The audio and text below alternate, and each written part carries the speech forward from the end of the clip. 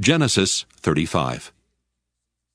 God said to Jacob, "Arise, go up to Bethel and settle there.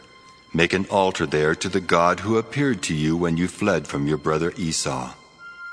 So Jacob said to his household and to all who were with him, Put away the foreign gods that are among you, and purify yourselves, and change your clothes.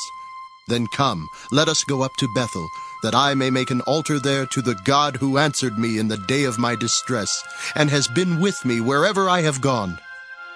So they gave to Jacob all the foreign gods that they had, and the rings that were in their ears, and Jacob hid them under the oak that was near Shechem. As they journeyed, a terror from God fell upon the cities all around them, so that no one pursued them.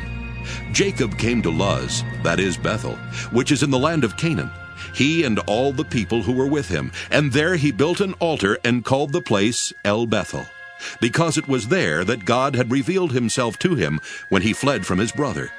And Deborah, Rebekah's nurse, died, and she was buried under an oak below Bethel.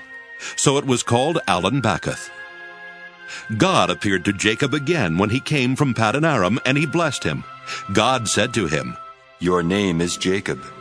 No longer shall you be called Jacob, but Israel shall be your name." So he was called Israel. God said to him, "I am God Almighty. Be fruitful and multiply. A nation and a company of nations shall come from you, and kings shall spring from you. The land that I gave to Abraham and Isaac I will give to you, and I will give the land to your offspring after you." Then God went up from him at the place where he had spoken with him. Jacob set up a pillar in the place where he had spoken with him, a pillar of stone, and he poured out a drink offering on it, and poured oil on it.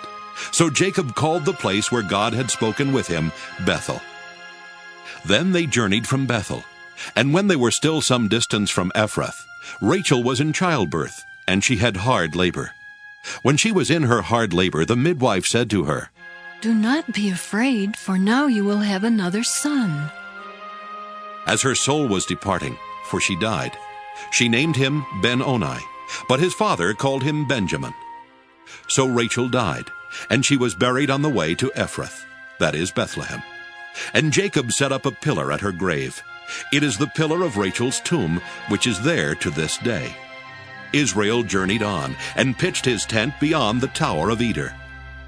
While Israel lived in that land, Reuben went and lay with Bilhah his father's concubine, and Israel heard of it. Now the sons of Jacob were 12.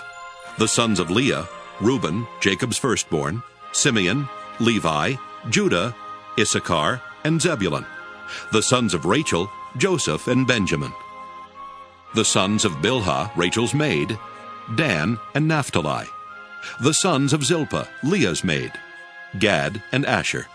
These were the sons of Jacob, who were born to him in Paddan Aram. Jacob came to his father Isaac at Mamre, or Kiriath Arba, that is Hebron, where Abraham and Isaac had resided as aliens. Now the days of Isaac were 180 years, and Isaac breathed his last. He died and was gathered to his people, old and full of days, and his sons Esau and Jacob buried him.